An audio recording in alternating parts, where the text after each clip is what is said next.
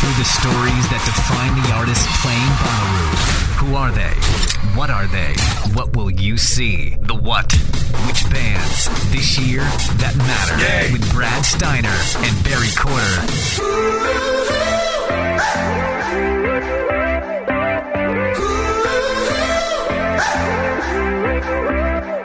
Not a soul up ahead and nothing behind. There's a desert in my blood and a storm in your eyes. Am I the king of nothing at all?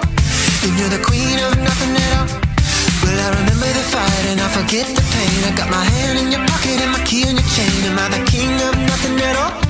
Then you're the queen of nothing at all.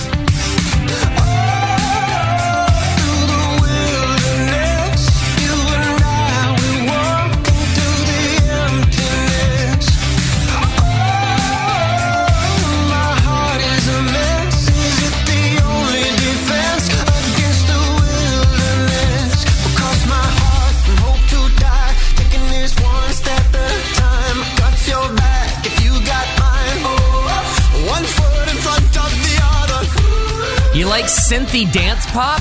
I do. Oh, you're a synth dance pop, aren't you? You were in the 80s dance halls, weren't you, Barry Corder? Yes, I was.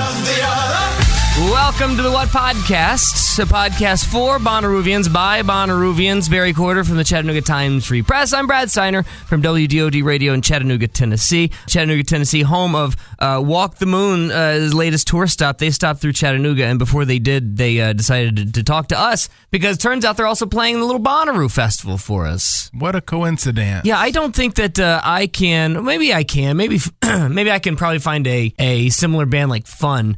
But they seem to be a very interesting pick for a Bonnaroo lineup. It doesn't necessarily fit. Maybe, well, I don't know. You don't think I was just listening, thinking that's going to be one of those crowd, throw your hands in the air kind of. One of these guys that you know all the songs, but you don't know who the band is.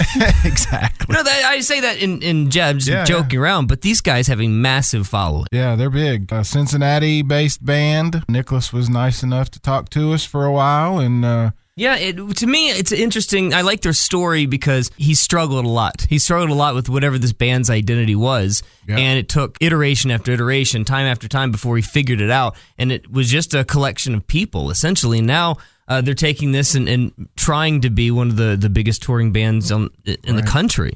Right. You're right. It was, 4, 5, 6 years. He kept changing people around and then landed on this lineup, and before they knew it, they were at Bonnaroo. Yeah, at Bonnaroo. 2012, and they were there again in 2013. We talked about that a little with them. They did a Talking Heads set. Yeah, when you brought that up to me, I was stunned. Absolutely stunned. I would not have put of all the bands that you could have sent Adele for all would never have imagined that Talking Heads would have been covered by Walk the Moon. Yeah, well, they did it under the name Kaleidoscope Space Tribe. Interesting. On one of the smaller stages, and you can watch it. The whole video is on YouTube. I watched it. Did you really? Yeah, it's really good. Now, this is what I was wondering, because this is one of those bands that's making their comeback, bringing yet another set to the farm. I wonder if we have somebody right now listening that saw any of those shows. Because when I saw the name pop up, I'm like, oh, this will be the first time they're at Bonnaroo. Yeah, right. Oh my God, no, they're not. They've been here like 3 other times, especially under a guise of a different name. So if you've seen them at Bonnaroo before, I'd love to bend your ear a couple of times. Absolutely. Because I saw the show when they came to town. I went to the venue, watched them a little bit, and it definitely seems as though it is built for outdoors. There's just certain acts that are built for outdoors, wide open spaces. This seems definitely like one of them. That's what I was saying. I could sort of envision the whole crowd dancing thing while we were listening to that music. Yeah, and when you start thinking about like a time, I like doing this too, is whenever you hear a song, we talked about this last season, you hear a song or you hear a band and you try to place them at the exact time of day, on the exact day, on the stage that you think they're going to be. Right, yeah. And this seems like a witch stage, 4 o'clock in the afternoon thing. You read my mind. Did That's I? Exactly what I was. All right. Yeah, right. Exactly. So let's talk to Nick from Walk the Moon, and then after that, I'd like to talk about some of the announcements that came through the Bonnaroo Hemisphere shortly thereafter. What do you think? Yeah, let's do it.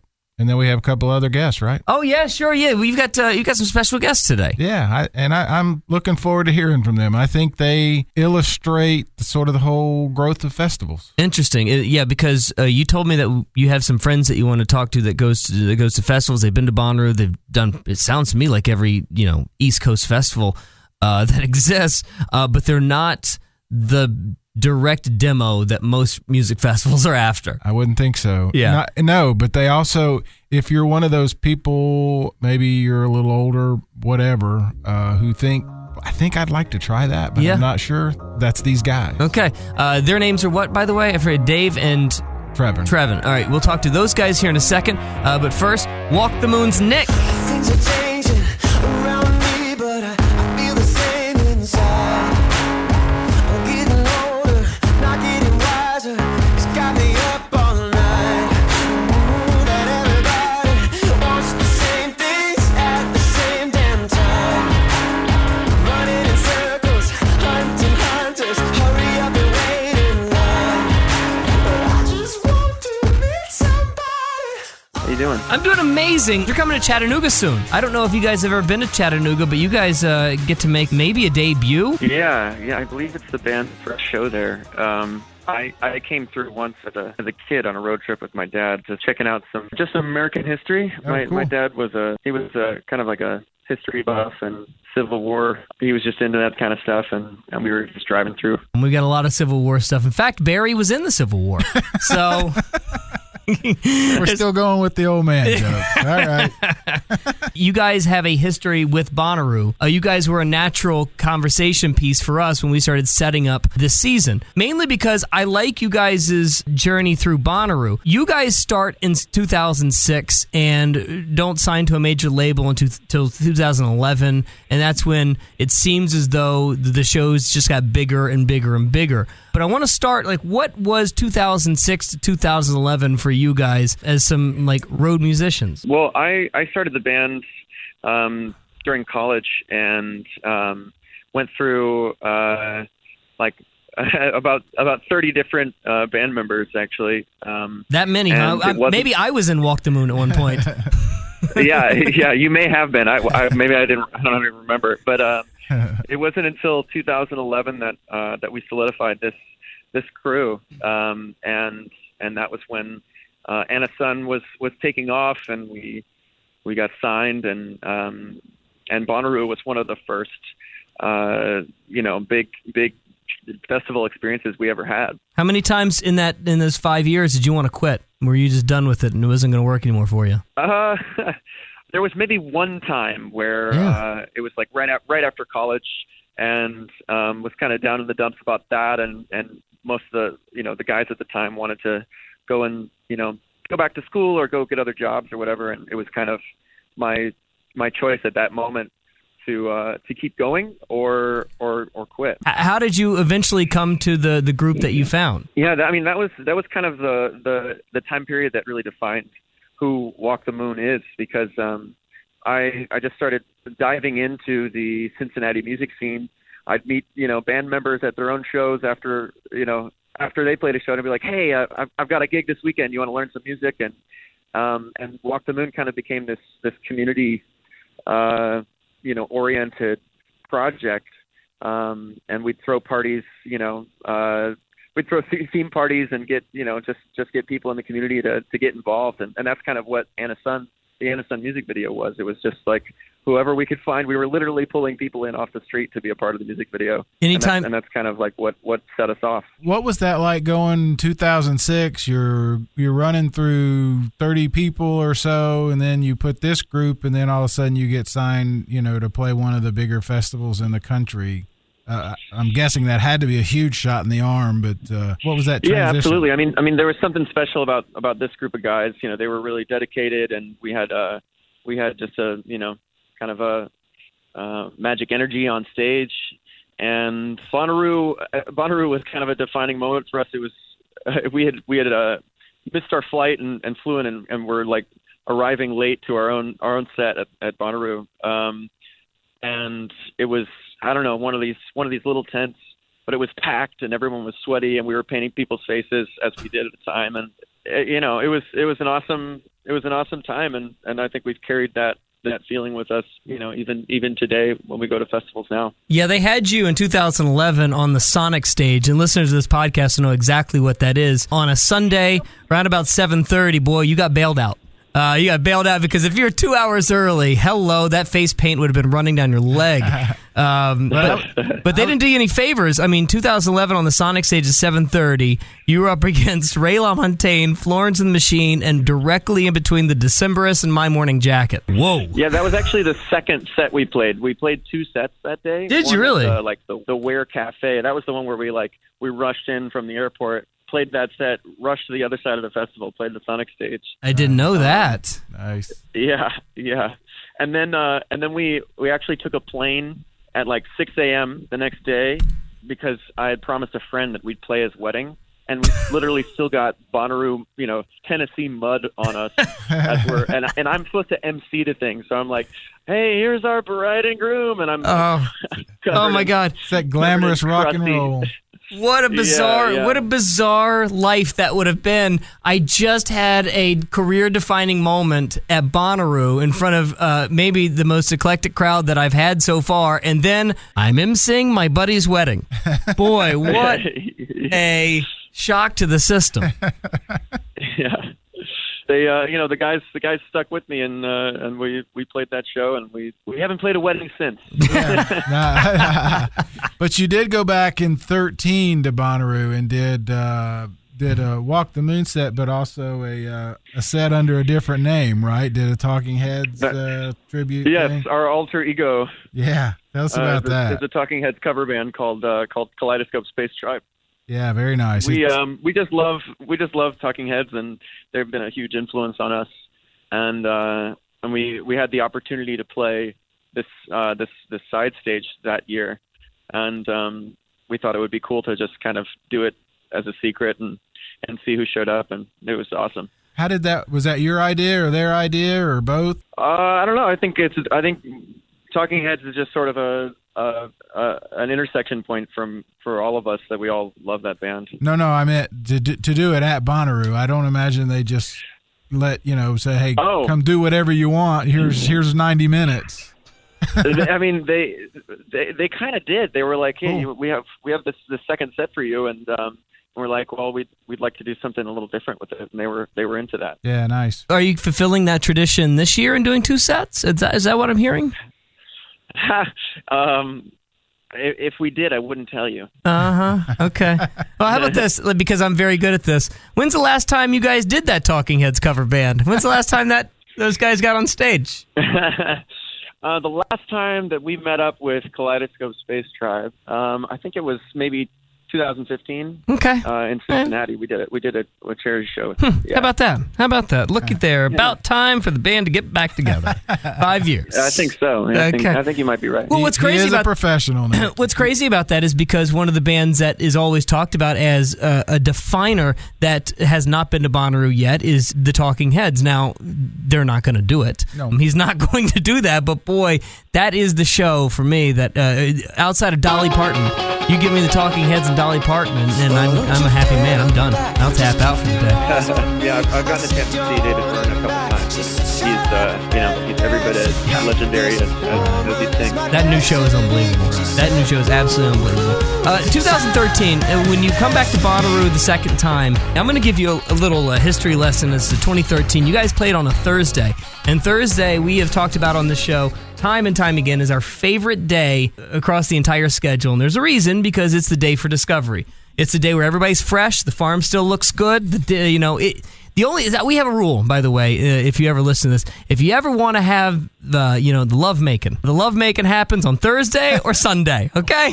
Because you're freshly clean or you're totally dirty. You don't care. Right. Yeah, it's one or the other. So on Thursday, let me go through the list of acts. This is going to blow your mind, Barry, that Walk the Moon played along with on Thursday. Okay. Thursday night, the day of discovery. Let me go down the list of 2013. Dive, 21 Pilots, Future Birds, Ariel Pink, Haim, Walk the Moon, Django, Purity Ring, Japan Droids, Father John Misty, Alt J, Alan Stone, Killer Mike, Capital Cities, Houndmouth. Wow. Are you kidding me? Wow. That's the entire Sirius XMU playlist. And they were all on Thursday night. That is some roster that you were a part of on Thursday. Yeah, I mean, it's just a testament to those people who have got Bonnaroo tickets this year. Get there early because you're going to see, you might see some artists that will go on to do great things. And you guys would go from the Sonic stage, you go from the Cafe, then you go to the 11th line on Thursday on 2013, and now you're one of the top line artists of one of the biggest music festivals on the planet. Do you feel a difference between Bonnaroo than all the other festivals that you play? Yeah, it's one of the more rugged ones, which I really like, and I think it brings something out of people that's I don't know, this sort of like rough human togetherness that we love, and that that feels like home to us. Yeah, the bonding. That's what we talk about a lot on here. People are there, they're committed. There's a bond. They want to hear music. The band feels it, feeds off of it. It goes both ways because of that whole camping thing. I'm guessing the Sunday show that you guys did in 2011, you didn't stay. But 2013, you guys stayed a few days, right? Yeah, we got to hang a couple days there. Man, it was a hot one. Well, I have a request because this is what you guys do. If you guys stay Saturday night and do the Sunday thing for Bonnaroo, backstage we camp. Our camp is called Camp Nut Butter. You should come by and paint our face. Love it. Yeah, and then one of us will get married, and you can DJ another wedding. It'll be fun. Recreate the whole thing. Perfect. One of the things we love talking about is what you guys are going through. One of the things that Bonnaroo does is sort of, once they find acts that they like, they love bringing them back on bigger stages as they grow. Do you guys make lists? Do you have wish lists of things to do, goals to meet, that sort of thing? Oh, yeah, sure, like a bucket list or something like that. There you go, sure. Yeah, I mean, absolutely. And as soon as we cross one off, something else goes on the list. I hope someday to be headlining these festivals, and right. And would love to. We've spent a lot of time overseas as well, and it's really, really fun to play in Europe and over in Asia. And it would be a dream to make it on top of some of those lineups as well. Now, Nick, what is the difference for you between a show that you do, say, in Chattanooga, when you're at a local club of 1,500 and on a tent stage at Insert Music Festival here? How does it change for you? In a lot of ways, it doesn't change at all. And I think that's really important that a festival is a place where people discover new music. So it's like our job to just show exactly who we are. But at the same time, it's very different when we're playing to sort of a captive audience of our own people versus thousands of people that may not know who we are. So, it changes, especially my job as a frontman, how to get people engaged and playing along. I haven't thought about it in that way, but that makes sense. If you've got 1,500 people at like the Signal that you're going to have, they've bought a ticket to see Walk the Moon at a festival. Any of them, their potential half of the crowd, whatever, could be somebody who's never seen you. Do you try to pick out one or the other or both? I mean, I understand it doesn't change because you're trying to put on the best show that you can no matter what. But, I mean, like if you're looking out and seeing, hey, there's a bunch of people that don't know the words, does that change maybe even the set list or the focus at all? You're trying to get new fans versus, hey, all 1,500 of those people know every word. Yeah. I mean, I guess it kind of lights a fire under our ass for just fighting for our lives a little bit, like the old days. You can't sleep. You can't phone that in at all. It made me think. We talked to Paul Janaway last year of St. Paul and the Broken Bones, and they did like 3 or 4 shows with the Rolling Stones, and he was straight up told, and it was really kind of a funny story. He was told, "There's nobody out there here to see you." And it made him bow up, and he said, "By God, I'm going to get him." Yeah. I guess that's what I have in mind is, he knew straight away. Well, yeah, it goes to what is as for you as an artist, what's more rewarding? Super serving a list of people that are your fans, or turning somebody over that's never known you or heard you or seen you before? Yeah, I think there's nothing that compares to like playing to an audience that is kind of like unsure at the beginning of the set, and by the end they're going crazy. That's an awesome feeling. Yeah, that's pretty cool. I would think looking out and having everybody singing every word, especially like an obscure song, would be a pretty cool thing. All right. Too. By the way, you're playing on Saturday. Do you have anybody Sunday? I'm sorry. You have any people on Sunday that you're dying to see? Do you got a list already made, or have you not spent any time with the lineup yet? I haven't spent much time with it. We've been tunnel vision on this tour right now. But no what? doubt You've got something to do other than talk about Bonnaroo? yeah. We're and we just put out some new music. We got a new music video out. We've been working on new tunes to release. So, but rest assured, I'll have a plan by the time I get there. And I hope you share it with us when the time comes. You get closer to Bonnaroo. Let's talk again. I hope, because we really like you guys around here, and we wish you all the success in the world, buddy. Hey, thank you very much. Appreciate you guys having me on. Don't you dare look back, just keep your eyes on me. I said you're holding back. She said shut up and dance with me. This woman is my destiny. She said ooh, shut up and dance with me. Nick from Walk the Moon on the What Podcast, a podcast for Bonnaroovians by Bonnaroovians. Barry Corder, of course. Brad Steiner from Chattanooga's Hits 96, Chattanooga Times Free Press. Barry Corder's home. Now, we have a pair of tickets to Bonnaroo with camping passes, and of course, we did last year. If you want to drop us a comment, thewhatpodcast.com, you just scroll down to the bottom, say contact us. Drop us a comment, something you like, something you're excited about this year. Would love to hear it. We've gotten a ton of comments over the past couple of days. I'd like to read a couple, highlight a few of them, and possibly get in for Bonnaroo tickets just by commenting at thewhatpodcast.com. So let's start from Dortha. Is that really her name, Dortha? That's a fantastic name. I've never heard that name before in my life. Just listened to your first episode of the year. Had the exact same feeling you did about Hippocampus. Now I'm going to spend a week with their catalog on repeat. Thanks for the tip. There is not a band we've gotten more collective what's wrong with you than Hippocampus over the last week and a half, huh? Right, where you been? Yeah, somebody, I think you said, somebody's like, how did you guys not know this? Well, I would suggest that if we came on here and pretended that we knew everything about everything, we would be insufferable. Even more boorish than we already are. We can't know everything. I already get beaten up by my friends enough about barreling through knowing everything. If I tried to purport that I knew half of this stuff, I'd be we crazy. all know those guys, though, right? You mention a band, and they're like, "Oh yeah, I've known those guys." Oh, my good buddies. Oh, yeah. I've been into those guys for a long time. I've been there since day one.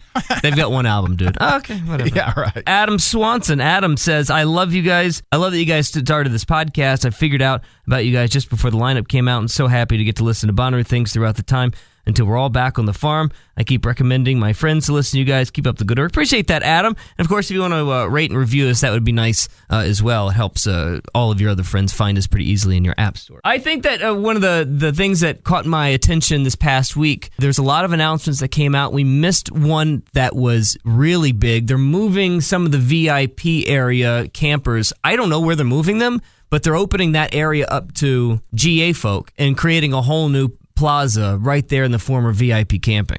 Oh, nice. So right by the gate, the arch. Yeah, if you're looking at the arch, it's around the corner to the left. It's a new plaza. They're adding all kinds of different camping inside of those treed areas, which those shaded areas, that's money. And I don't know, again, we've talked about this before. There's no rhyme or reason how you get in there, but boy, that's got to be some of the most valuable real estate out there. Yeah, they're calling that Where in the Woods. Mm-hmm. Where in the Woods will transform the forest into an unforgettable, magical landscape. You got to feel like you really lucked out if you get plopped down right there. Absolutely. There's sometimes where, I got to imagine there are those feelings that you have that, yes, you're excited to be a Bonnaroo, and yes, you don't really care where, who, what, when, why, so long as you're around your friends or you feel like you got a good spot. If you get plopped down in like Plaza 2, you're like, oh, this is good. I'm right next to...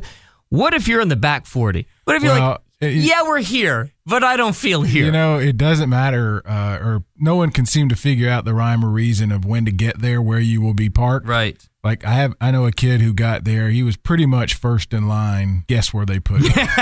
That's got to be just a deflating feeling, man. He was almost closer from here. From where we are right now. I could have given him a prime parking space at my house if he needed to.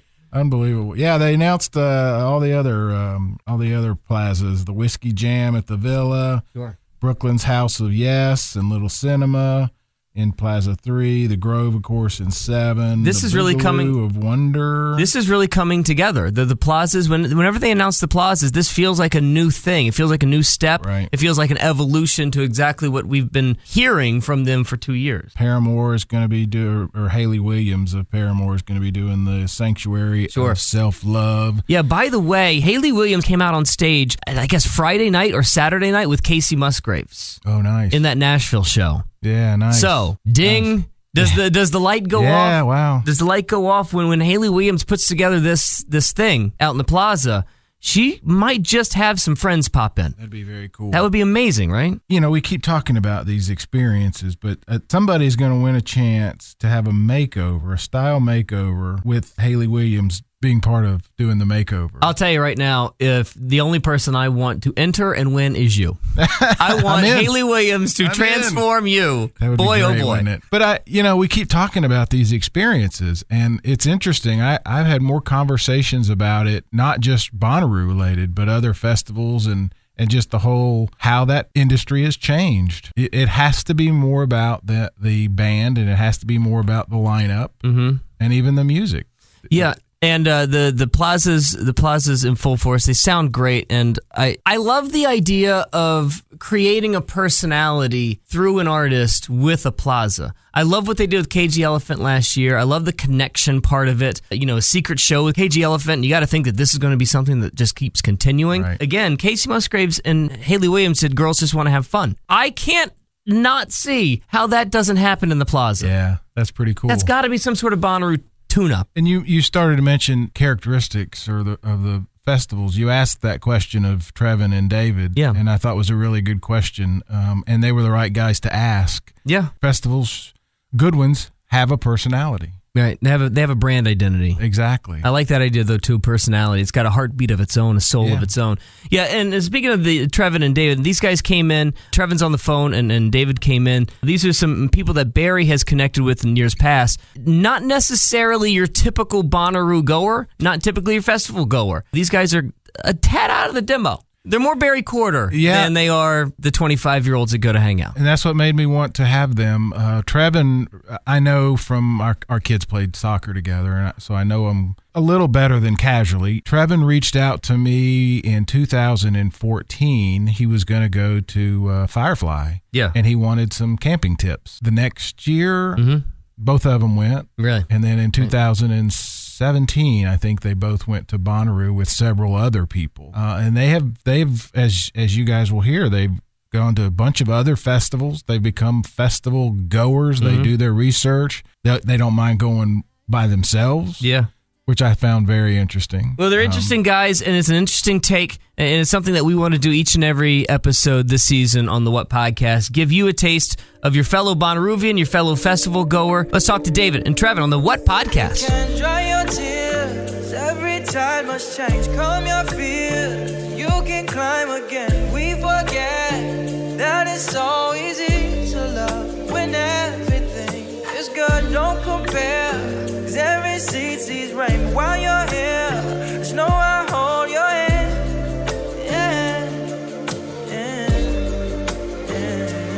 And I will guide you.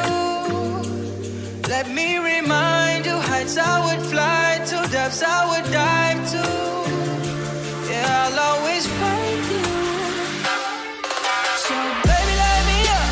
You can breathe me in. I'ma hold you up until the quiet comes. Hey, is this Trevin? Trevin. Oh, my God. Man. What a start. What a start. You know, we have a long-running issue with Barry Quarter, who oftentimes at Camp Nut Butter, we will all be sitting around and saying hilarious commentary, brilliant insight, and then Barry will steal it from us and then put it into his column. The running gag has always been, Barry, just get our names right. We don't care if you steal our content, just get our names right. Yeah. How many times have you gotten my wife's name correct in your articles? Correct? Yes. Probably once. And that would be the two corrections that I had to run. Adam, how many times did you actually put her name in there? It started as Holly. I called her Steiner. She doesn't take your last name. No, thank God. I called her Steiner. And then I called her Holly. Trevin, nice to meet you. I'm Bard. That's Larry. Yeah. Hi, Trevin. All right, Yeah. thanks for doing this. Yeah, no kidding. No problem. We're up and going. So Yeah. the reason I wanted to I have David Champion and Trevin Bernardi, Yeah. who are our Bonnaroo guests, because you guys, I actually included you in stories that I did in 2017. That was your first Bonnaroo. It was. I think actually both of us the first time. Both time you were with a bunch of other guys. David, did he and say your name is Daryl? David or Daryl? Dennis. Yeah. So that's what it's going to be from here on out. Okay, good. But was that your first festival No, as well? the first one actually I went with Trevin. We went to Firefly up in Trevin. Was it 2015? Yeah, 2015. Okay. My first festival was Firefly 2014. Okay. So that's why I wanted to get you two guys, is because you do a lot of other festivals pretty much instead of now. You did Bonnaroo once? Once. Well, Yeah. Yep. And so I just thought it would be kind of interesting to... What years? Did you guys go together? Yeah, pretty much. Okay. Trevin and I think have been to most festivals together. Yeah. Although I did Lollapalooza by myself, and actually it was the same year we did Bonnaroo. I did. Yeah. That was my festival year that summer. That was your festival year. I You just did bounced to all of them. Pilgrimage also that same. Wow, year too, no so. kidding. David went to Birmingham with us or not, I can't remember. I did to Sloss Fest. Yeah. Sloss Fest, yeah, I went to Sloss Fest as well. Yeah, you've hit a lot of the same territory in which I've done. The first thing that I wonder is when you start lining up them like Lollapalooza, Bonnaroo, Firefly. Do you guys ever do hangout? Do you guys shirtless bros too? You do the hangout thing? I think we've out-aged ourselves for there. Yeah, but, we decided we're too old for hangout. And then you do Sloss Fest. When you put those two together, why Bonnaroo just once and Firefly twice? and actually it's going to be a third time we're going this Wow. summer too. So, Yeah. Yeah, I've been to Firefly 4 times. Whoa, no kidding. Okay. All right. So why Bonnaroo once and Firefly 4 times? The first time I went in 2014, and David didn't go to that one with me, but it was really because of the lineup was incredible, but also the weather. I mean, Dover in June is like 74 degrees, not buggy, and that's honestly the reason why I at that time I never gone to Bonnaroo. It's just the heat. So, but the lineup in 2014 was crazy good. I've always wanted. I thought it was a good time to try it, and I talked to another friend into going, Andy Sawyer, who Barry knows, and we went with our 2 boys, and that's how it started. How old are the kids? They are now juniors in college. Wow, okay. But So at the time, you guys at the time they were 16. Early 50s, right? Both Right, of yeah. you? That's exactly my next question. Is the reason why, if I could have written down, I wish I had written down the reasons why you chose Firefly over Bonnaroo. I was going to guess weather and weather. Because That was really the reason. Yeah, because I mean it's the Mid-Atlantic. Of course, it's going to be a lot different than Tennessee in the summer. But boy, you hit a certain age demographic when it comes to these festivals, and you're looking for a certain type of festival to survive in. It's going to be a lot different than your 16-year-old kids. Oh, your 16 to 25-year-old kids, they don't care about Tennessee in the summer. But you guys are a lot like me. I'm struggling here. I'd like to take a nap. And for sure, to be honest with you, Bonnaroo, we actually rented an RV. So we were actually RV camping. Good for you. Yeah, so that was because Trevin will tell you a story when at Firefly, it poured down rain the first night we were there, and they almost lost me. I was done. I'm not a camper. Yeah. And that tested every part of my being to stay out there in the pouring down rain in a tent. Trevin, you said 2014 was... Were you guys Yep. festival goers before? I mean, they're kind of new things, but I'm not sure. I know you guys, but I don't know you real well. Your past. I'm not sure that I would have pegged you like me. I wouldn't have pegged me either as festival goers, campers. That kind of.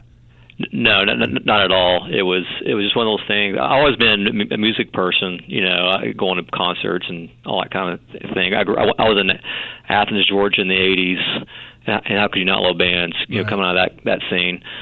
And but no, that was my first festival, and it was really, again, the lineup. They had Foo Fighters, Outkast, Imagine Dragons, Arctic Monkeys, Weezer, Young the Giant. I mean, it was an incredible lineup. What was that first impression that you had when you walked into a festival, aside from like seeing a show at like the Roxy or the Tabernacle? I mean, it's really more. The first impression was, in line in the cars at 5:00 in the morning, coming into the campsite. I mean, it was just crazy to me.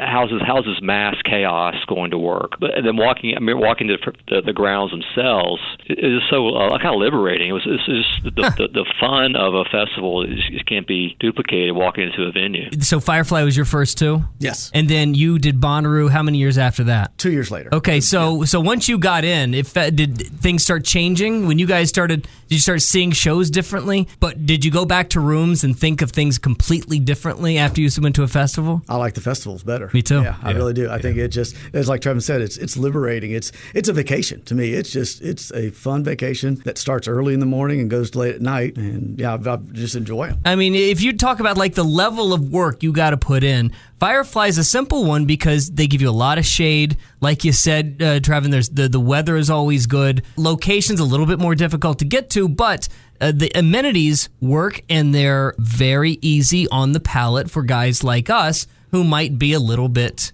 harder to please. Pampered. Yeah, pampered. Soft. I wasn't going to say that about Daryl.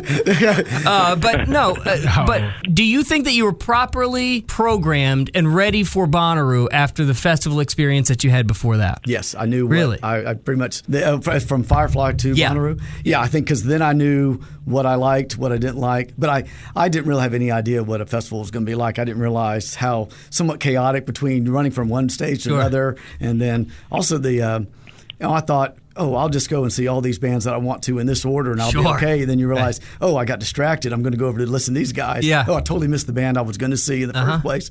But that's okay because I've learned. I find key bands I definitely want to see, but then I'll be kind of open-minded with some of the other stuff. Trevin, Trevin, help me here. I don't want to pick on David, but I think it's worth pointing out. I'm correct, right, that David is a little bit anal. When it comes to planning, right? I mean, David you is have a no planner. idea. David, did you bring your list? You should bring your list that you put out for our festivals. Not right now. That's why I wanted to have these guys on because our daughters played soccer together is how we met, and I've heard some of David's planning for out of town trips, and it's book like. To the end, I would give out and distribute things to every parent of exactly the hotel, the schedule, everything, restaurants to eat at. I bring that up not to tease you, but also that idea of walking into a festival and it being liberating and just letting go seems so counter.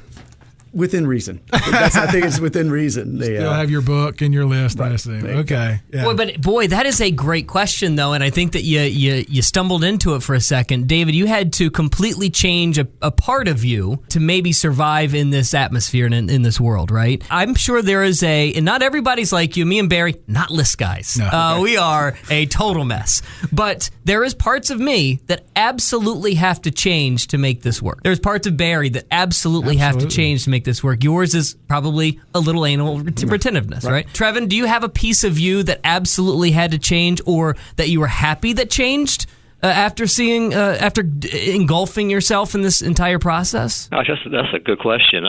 So it's half the change. I think main thing, from a music perspective, it opened my eyes that just because something is EDM or if it's rock rap or whatever genre I would never think I would listen to, that I changed, because I'd walk into a band who I think, this is going to be terrible, and it's great. Sometimes it happens the opposite, but for the most part, it's really, it's changed my outlook on music itself, just being able to listen to different types of music. Absolutely. For me, it's the whole nighttime thing. I'm a fairly creature of habit. I have a routine. I don't camp. I don't sleep in a tent or on a mattress any other time of the year. Sure. And I also don't roll out of bed at 2 a.m. to go see a band or turn the TV, or whatever. But you got to just let it go. And for us, that camping festival is part of why I think I like it maybe more than some of the city ones because it is 24 hours. You're there. There's nothing else to do. Go see the music. Yeah, I got to imagine as somebody who really likes lists, city festivals might do you pretty well then. Yeah, it's like Lollapalooza type thing. Yeah, exactly. Yeah, because I've already got my hotel room for August. Yeah, I know I've got somewhere to go. At least I've got that part planned out. Sure. Yeah. But I love this idea of not only does it require you to change a major piece of you, but you also, because you've changed it and lived in it and had to experience it, it made you, probably a better rounded person in the real world. Contrary to popular belief, I'm a lot like that, David. I'm pretty anal retentive when it comes to doing things the way that I want to do them, how I want to do them. My camp guys know I've got a certain specific routine in the morning that I will not adjust. I'm not adjusting it for anybody or any festival. But even with that stuff, I've had to shake it out and let go of so much to enjoy this experience, and it took a good 5-6 years of doing this before I finally shook it out, and boy, has it paid off in spades in my real life. In actual life, and 360 other days of my life, the 5 days that taught me how to let go at Bonnaroo is, I think, the reason why I'm probably a better person now than I was before. I feel like I'm on Oprah. Okay. Are you giving me a car? That's pretty touching, Are you giving me a Brad. car? That's his. Give me all your numbers so I can phone ya. Your girl acting slick, then call me yo. Not on the bed, lay me on your sofa. Call before you come, I need to shave my chop. You do what you don't know, you will. I know you go to some of these together. Do you go by yourselves to any of them? Like I said, I went to Lollapalooza. But my son was with me. We have totally different style of music. He was mostly rap and Muse and that sort of. And I was seeing Blink 182. That's who I wanted to see. Wow, that just really surprised me. Yeah. So, but I don't mind. I don't mind being by myself in that sort of situation. I make friends. I mean, You're never by yourself. No, not at all. They're not by yourself. I want to ask you both, Trevin. Do you try to talk other friends into going to these things, and if so, what do you tell them? How do you describe the festival experience? Yeah, I always try to talk people into going. That's how David. I can't remember exact particulars, but I'm pretty sure we kind of talked you into going. In 2015, I talked to Andy Sawyer into going with me in 2014. To me, it's also, as I mentioned, I probably said this in an article that you wrote, Barry. It's also getting friends together, family together, and just having a good time. Me and David do trips together all the time, not just festivals. But to me, the festival, I always have those memories more than the others. And I also tell them it's not as bad as you think. It's like, I learned from people like you, Barry, all of. Like wide Gatorade bottles are important to bring, things like that. You need that wide-mouth Gatorade bottle in the tent at night. I dated her once, by the way.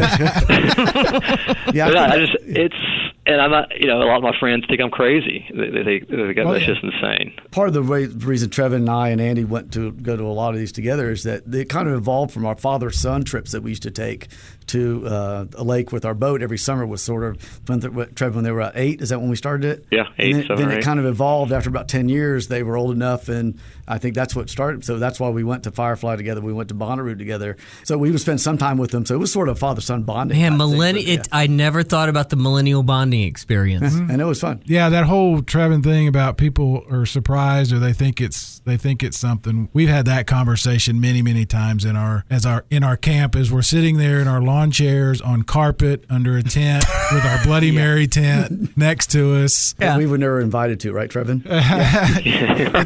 It's not, and it's whatever you make it. What's going to bring you back? What's going to bring you guys back to the farm? Well, I actually blocked off with my work schedule. I have Bonnaroo that week. Every year, I blocked it out again. Yeah. But again, it's one of those things. The lineup was just not grabbing me, and Firefly was available, and I blocked that. And I just kind of waited to see. But when I did my research now, there's a lot of crossover. There are a lot of the same bands playing both this year. I find that to be so interesting because I always thought that the lineup-based consumer was the younger ones. I thought the younger kids, especially under the 25s, were lineup-based. But you guys are middle-aged white men, but making your decisions based on a lineup. I didn't think that was the case. Well, and I may bail out on Lollapalooza unless it just kind of if there's so many bands that are singing at Firefly, I probably won't go to Lollapalooza. Yeah, interesting. Are you going to be lineup-based if you make your decision on Bonnaroo, Trevin? Yeah, I was about to say that's totally my decision going forward for Bonnaroo is lineup. I will go to Firefly every year. Yeah, just for me, going back to the weather, the weather's going to be a lot better. I'm not going to, it's more pleasant. It's easy to get around. It's very similar to Bonnaroo, the layout of the stages, but I'm going to pick Firefly. It's also only about 2 hours away, right, Trevin? Well, now it's just kind of coincidence. Yeah, where are you, by the way? Where are you? I'm in Central PA now, Pennsylvania. So just moved here last year. When you guys go to all these festivals, right, do you feel, you feel weather, you feel lineup. Do you guys feel a culture? At the other ones or? At any of them? More Bonnaroo, I would think. Yeah, Bonnaroo is definitely unique. The culture there, no doubt about it. It's more friendly, I think. It's friendlier. It's more hippie. More, I guess, from it used to be, from understanding, more of a jam fest type place, and that kind of carries over to the culture. But when making your decision, culture doesn't matter to you. No. Not to me. Wow. Yeah. Are you guys seeing a lineup and seeing people that you have never seen that you really wanted to see, or are you seeing it from a place where you are discovering bands that you may not have known before? We did a whole half episode on the whole repeat. Is it worth seeing the same bands over and over? Do you not want to see them again, kind of thing? So, well, I can tell you, I would never have probably bought tickets to see Snoop Dogg, and that was a great show. Yeah, I saw him, thought that was fantastic. Sure. Eminem last year. Eminem was an incredible show. Was fantastic. Again, I don't know if I would have spent money and gone out to see it, but it was a great atmosphere. I really, really enjoyed that. How about Kendrick Lamar, David? No, not a fan. I tried. Trevin dragged me down there. I tried. It was amazing hearing everybody singing word for word the songs, and I'm going, I don't know these. Yeah. It was not on my list to research before he went. Though. Looking at you, I'm shocked. Yeah, there you go. What about you, Trevin? Are you a discovery guy? Are you looking at lineups based on things that you have always wanted to see or are wanting to see in that moment? Yeah, I've really turned into more of a discovery person now that it's just more about going and experiencing new music for me.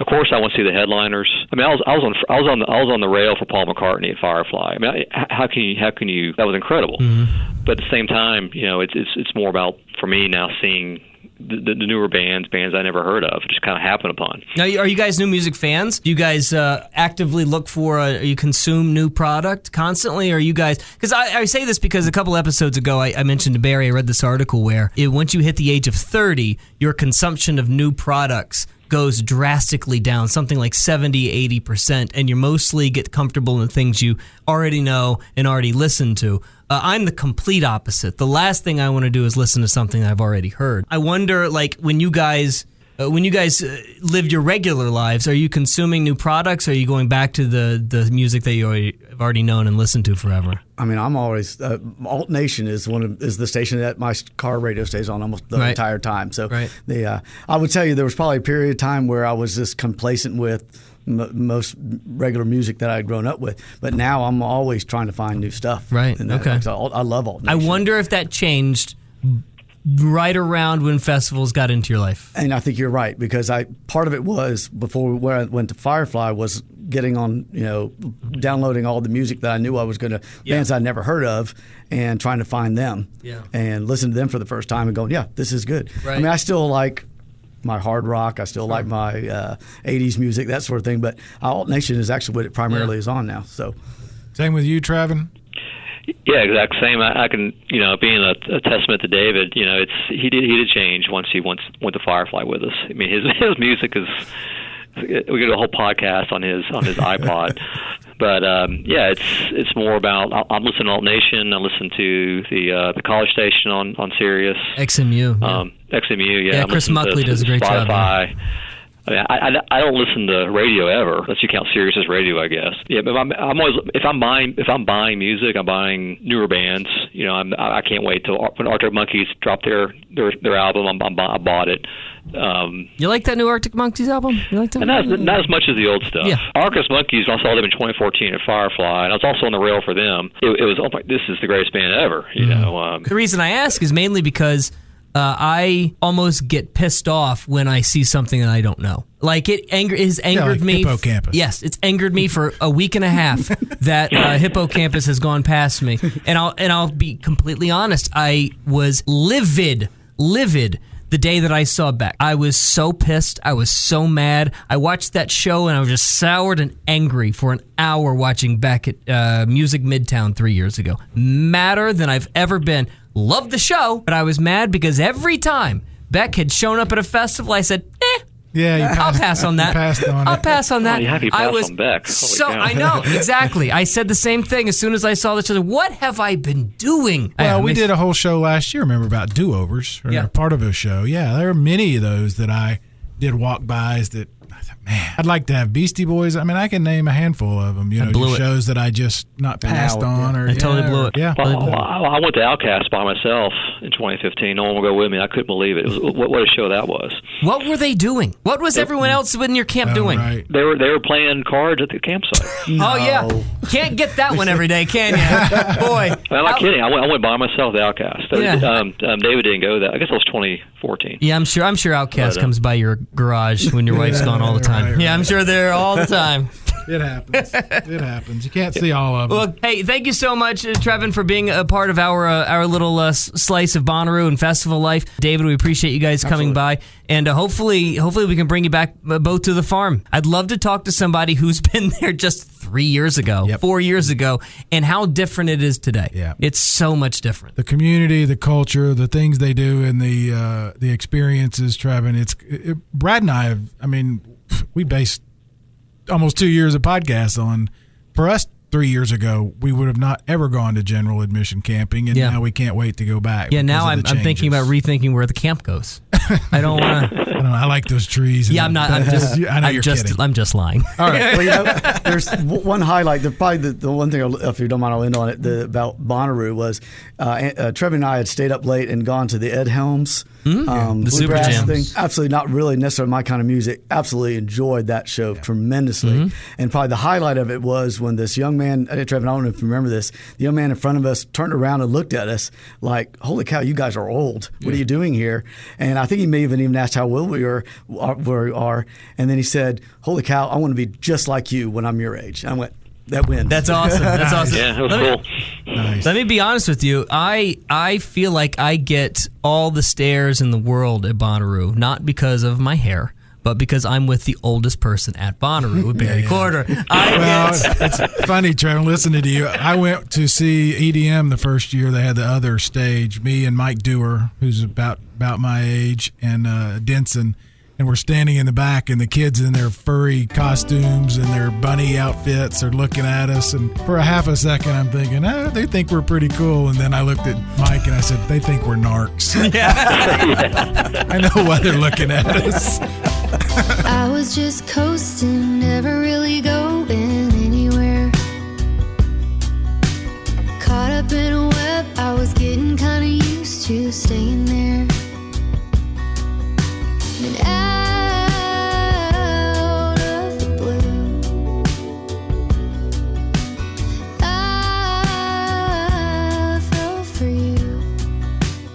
There's some other announcements came through the pipe this week, and most of it has to do with you had the other stage lineup announced, which I've got a serious question to ask about the other stage lineup. Again, as I said earlier today, we said we don't pretend to know every band, all the bands, and there's a lot that we miss. Even me, a consumption junkie, I get really upset when I miss something that I probably shouldn't have missed, and one of those being like Hippocampus. Right. I've been listening to it for a week and a half now, ever since our last show. I've made no bones about it. I'm not an EDM guy. I don't follow this world. I don't even travel down the same roads. So you're going to have to tell me, somebody who's much more experienced with this than I, you're going to have to tell me if this lineup is good. You're going to have to tell me who I need to see on the other, because I don't remember a time that I found myself there last year, and I don't remember being there the year before. I know I went both years. Okay.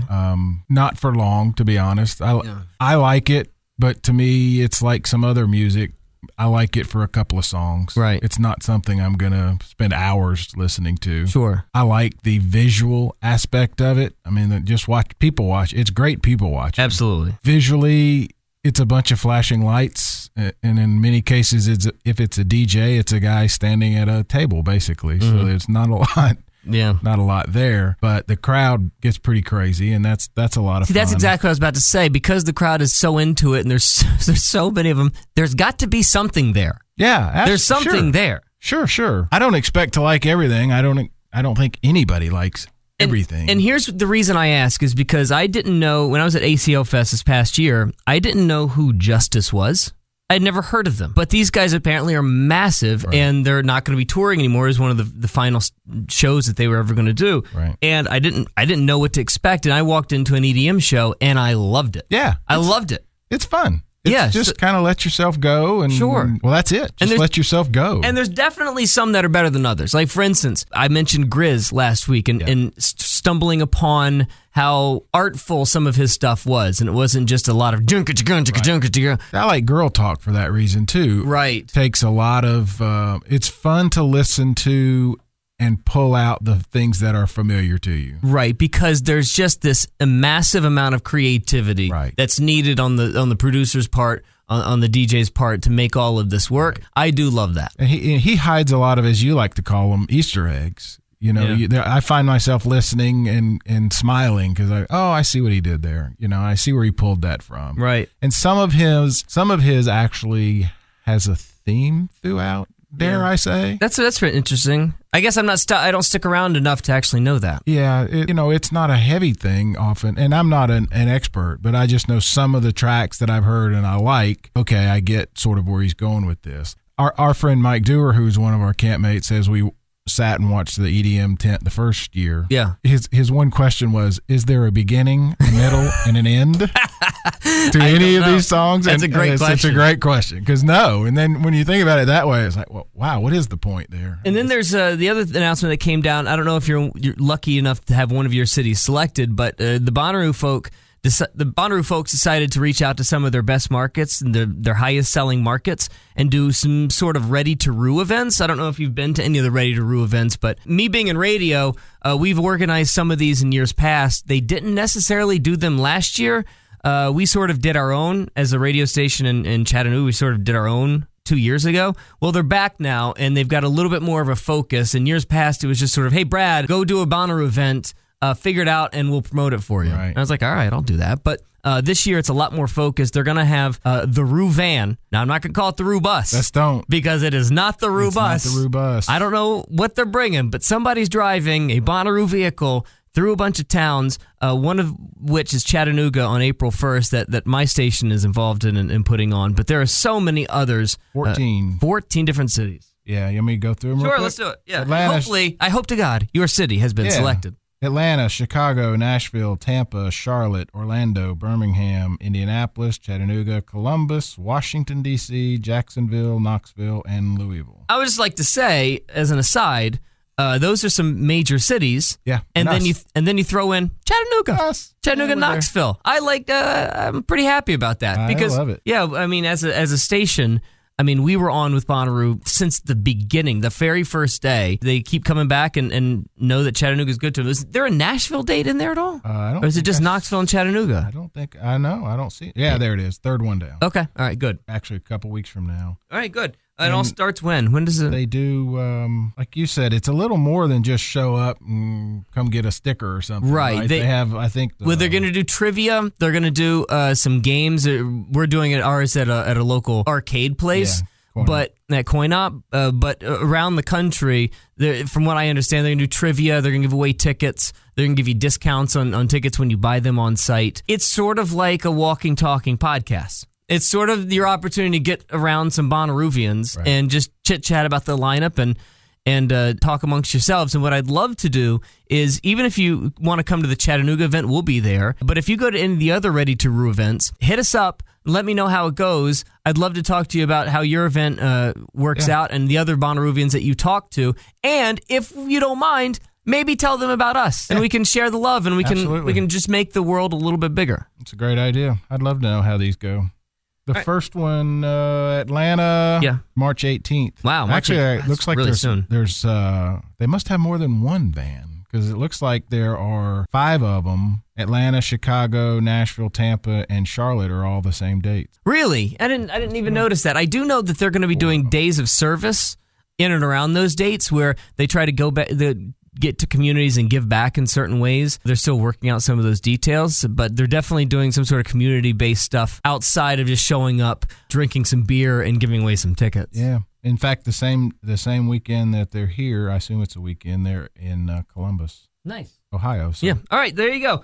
Thank you so much for joining us this week on the What Podcast. Next week, we bring back an old favorite, Bonnaroo First Timers. Bonnaroo First Timers next week, starring some kids that I've actually grown to become really good friends with. I love these guys, AJR, and maybe even another surprise special guest. Hit us up, thewhatpodcast.com or _podcast on Twitter. We'll talk to you next week. Hey.